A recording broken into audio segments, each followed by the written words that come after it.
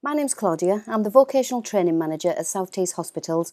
Part of my job role involves working with the local job centre, through which I introduced a work programme called Prospect. I became involved with Debi when we looked at integrating the therapeutic assistant programme that she'd introduced in with our work programme. Together, we implemented a programme which would not only benefit our patients, their carers and families, but also would contribute to enhancing the quality of care provision provided by the organisation. It would contribute to cost savings plan, but also would benefit the clients who were also accessing the programme as well.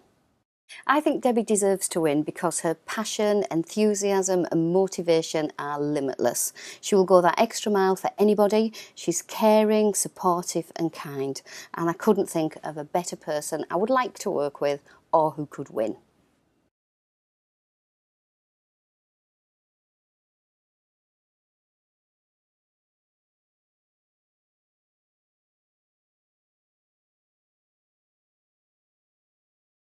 I believe that staff who provide great leadership on the ground deserve recognition, and that is why I've nominated Helen Trivedi for this award.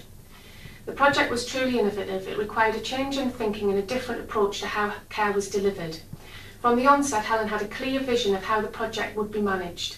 She engaged key stakeholders early on and developed a comprehensive project management plan. We were one of 10 pilot sites who successfully bid to be part of the British Heart Foundation IV Diuretic project. This was a 2-year project that aimed to evaluate the safety and efficacy of specialist nurse teams developing community IV diuretic services to deliver IV furosemide at home to prevent admission for decompensated heart failure. The service was very successful. It proved to avoid 79% of admissions. It was safe in that there was no significant adverse effects relating to having IV diuretics delivered at home. It was also cost effective as compared to admission. The savings from delivering 12 episodes at home equaled the cost of one nurse to deliver the service. The patient and carer evaluations were one of the highlights of the project. It was very well received by both patients and carers, and when asked whether they would like to receive it again at home, 100% of patients and carers said they would prefer to have the service at home rather than be admitted. Helen was a positive role model throughout. She supported staff to deliver therapy, but also delivered therapy herself. She demonstrated persistence, commitment and enthusiasm to overcome challenges and obstacles that occurred.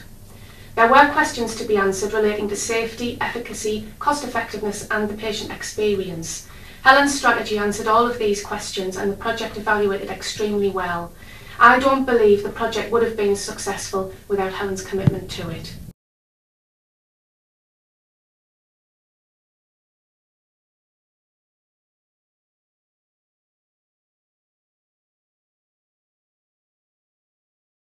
The ED Improvement Group was formed to streamline the patient journey through our emergency departments, improve staff experience and create a vision for our service. We surveyed our patients and staff and found 1 in 5 patients complained of significant waiting times after initial assessment. Only 30% of the patient journey added value. More than 50% of patients could have had more done at their initial assessment. Delay in senior decision making could lead to delay in diagnosis.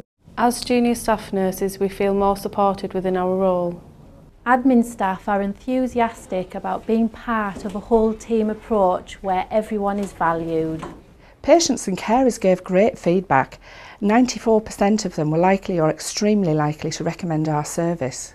Local improvement work engaged frontline staff further, looking at room setup and workplace organisation. We have shared our work with commissioners and other trusts who have been supportive of our work and bottom-up approach. The Trust's executive team has hailed our work as exemplary and encouraged other clinical teams to adopt our approach.